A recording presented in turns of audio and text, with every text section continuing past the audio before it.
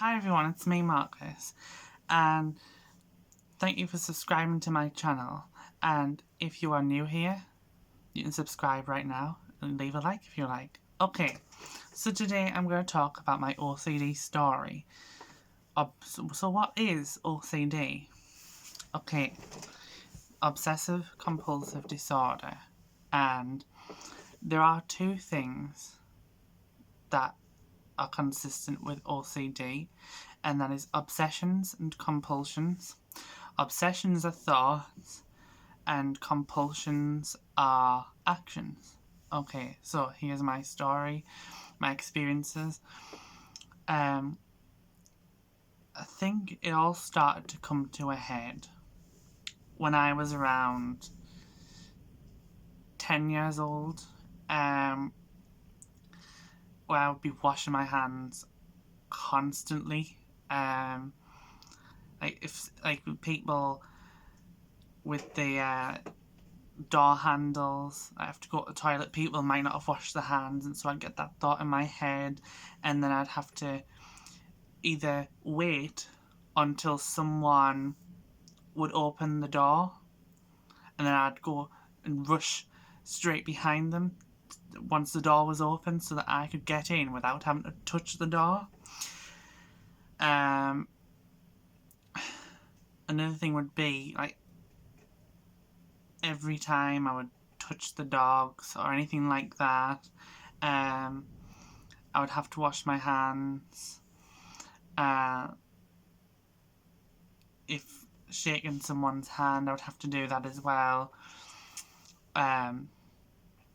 I also had a fear of catching cancer, epilepsy, things like that I would have a fear of. I was always afraid of getting diseases. I would be constant, like, if I had like a spot on my arm or something, I would be asking mum and dad, it's not cancer, is it? Just constantly, like, almost every day I would find something on my body. I also have superstitions. Okay, so we'll dial it back from more normal things to the extreme things. Certainly things that are extreme to my mind and some other people's. Okay, so first of all, we have stepping over pavement cracks. I can't step on pavement cracks because it all started when I heard on Fairly Odd Parents, like, oh, you step on a crack, you break your mother's back. And I thought, oh my god. And it's just stuck with me ever since. I know it's illogical, but now I'm really getting to grips with these things that I have with OCD, which I'll talk about in future videos as well. So I also have to count the steps, like, as I'm walking. I have to get to an even number, and if I'm like if I'm like on light pavement and then it goes to dark pavement, I've got to, it's got to be an even number of times that I walk on dark and light pavements, or pavements of different colours. And I don't like odd numbers, as you probably deduced by now. Switching things on and off. For example, my phone, switching things on and off until it feels right, or if it's to an odd number. I would switch my phone on, and I can't have it on certain numbers. I can't. Say if you look at the time, right?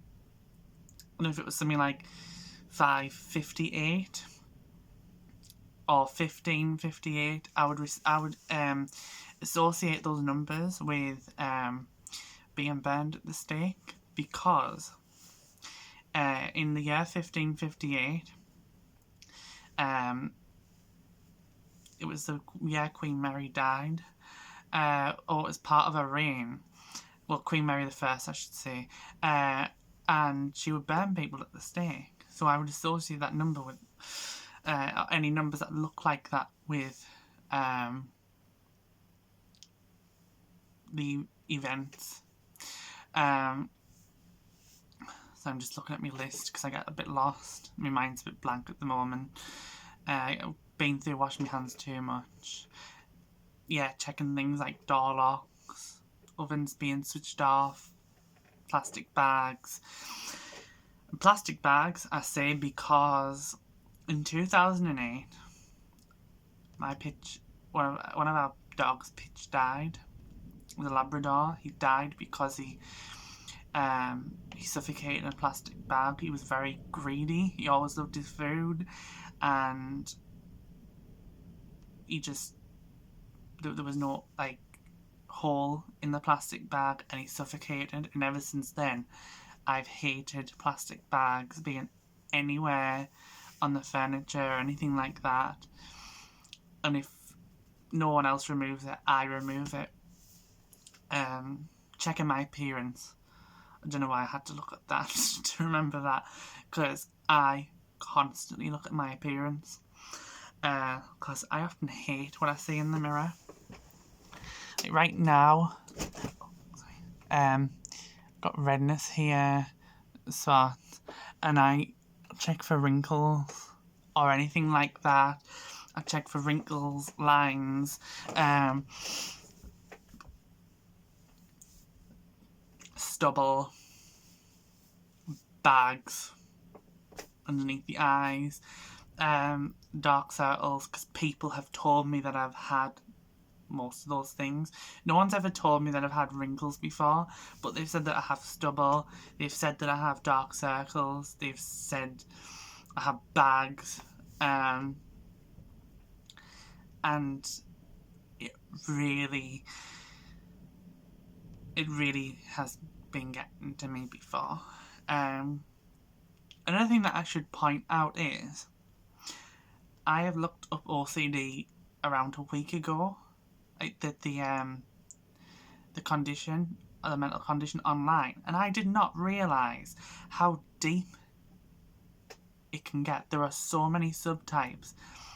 Subtypes I'm not even going to mention here because some of them are very controversial. So I would advise you to be prepared. If you're going to look at any of those sites, be prepared for anything that might seem controversial, but it is a validated mental illness. Like intrusive thoughts as an example. There could be intrusive thoughts about violence or sex. In fact, there's more to it than that, but I'm not going to say that here. I have had intrusive thoughts about sex before, and violence, because there are times I get flashes of the burn at the stake, stuff like that. Just out of nowhere, these thoughts can come. And yeah, intrusive thoughts are horrible to live with, let me tell you. Those of you who can relate, please let me know, because they're horrendous. There are other videos that discuss these controversial subtypes of OCD. So I would look out for them if you need any help with them. But for the most part, about the other symptoms of OCD, I'm going to have this solutions playlist for anyone who wants to have a look.